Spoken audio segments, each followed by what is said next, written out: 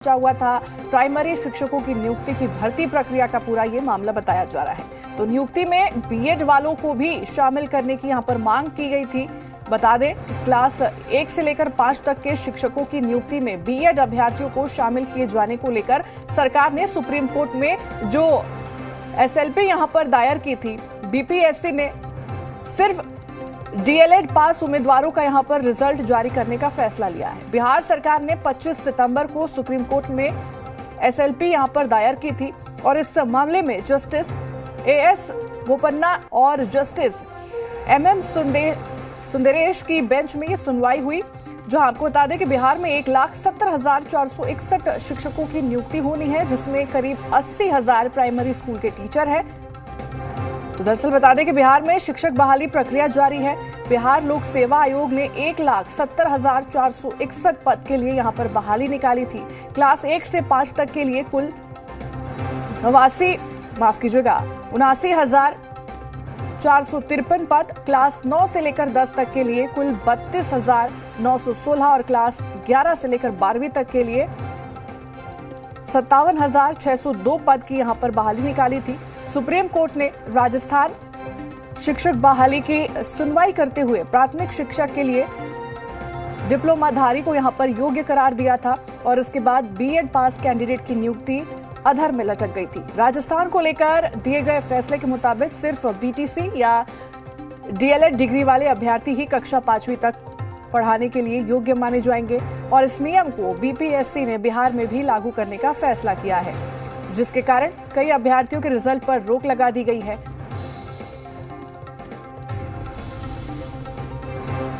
और ज्यादा जानकारी के साथ जी मीडिया संवाददाता अरविंद सिंह हमारे साथ जुड़े हुए हैं फोन लाइन पर। अरविंद का रुख करते हैं। अरविंद, क्या कुछ और जानकारी सामने निकल कर आ रही है? देखिए, आज ये मामला जस्टिस बोपन्ना की अध्यक्षता वाली बेंच के सामने लगा था और जस्टिस बोपन्ना ने कहा कि इससे पहले जो इस पूरे मामले को लेकर के एक आदेश है सुप्रीम कोर्ट का, वो जस्टिस बोस की अध्यक्षता वाली बेंच ने दिया था। यानी जस्टिस अनिरुद्ध बोस की अध्यक्षता वाली बेंच ने ही अगस्त में एक अहम आदेश दिया था, जिसमें एनसीटीई के 2018 के उस नोटिफिकेशन को रद्द कर दिया गया था, जिसके तहत बीएड जो डिग्री धारक है वो भी प्राइमरी स्कूल के टीचर बन सकते हैं। तो आज जस्टिस बोपन्ना की अध्यक्षता वाली बेंच ने कहा कि चूंकि पुराना जो आदेश है इस मामले को लेकर के वो जस्टिस अनिरुद्ध बोस की अध्यक्षता वाली बेंच का है, लिहाजा हम ये मामला वापस चीफ जस्टिस को भेज रहे हैं ताकि वो ये मामला आगे सुनवाई के लिए जस्टिस अनिरुद्ध बोस की अध्यक्षता वाली बेंच के सामने लगा सके। तो इस पर बिहार सरकार ने कहा कि वो अपनी याचिका को वापस ले रहे हैं। वहीं दूसरी ओर कुछ बीएड डिग्री धारकों की तरफ से जो वकील है प्रशांत भूषण, वो भी पेश हुए थे और उन्होंने ये कहा कि उनकी ओर से भी एक याचिका दाखिल की गई है।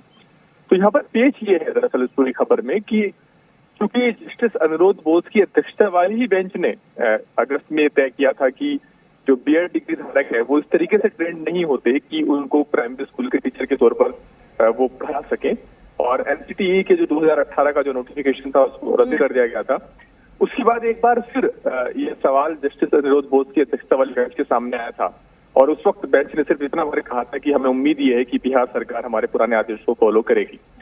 तो ऐसी बदली हुई स्थितियों में जबकि आज फिर ये मामला वापस जस्टिस बोस की अध्यक्षता वाली बेंच के सामने लगने की संभावना है आगे, तो बिहार सरकार ने स्टैंड लिया कि फिलहाल याचिका को वापस ले रहे हैं। अब ये लगता है कि जो बीएड डिग्री धारक है, जो कि जिनका भविष्य अधर में लटक है, जैसे कि आप जानकारी भी दे रहे थे, अब उनकी याचिका ही जस्टिस अनिरुद्ध बोस की अध्यक्षता वाली बेंच के सामने लगेगी और उसके बाद कोर्ट तय करेगा कि क्या इस आधार पर कि चूंकि ये जो भर्ती प्रक्रिया है ये उस आदेश के आने से पहले शुरू हो गई थी जिसमें कोर्ट ने एनसीटीई के जो नोटिफिकेशन उसको रद्द किया था, क्या वो राहत उनको कुछ मिल सकती है? नहीं। ठीक है अरविंद, ठीक है। तमाम जानकारी साझा करने के लिए और जुड़ने के लिए आपका बहुत बहुत धन्यवाद। महत्वपूर्ण जानकारी, ये बड़ी खबर इस वक्त की अपने दर्शकों तक पहुंचा रहे थे। शिक्षक भर्ती मामले से जुड़ी हुई पूरी जानकारी सामने आ रही है।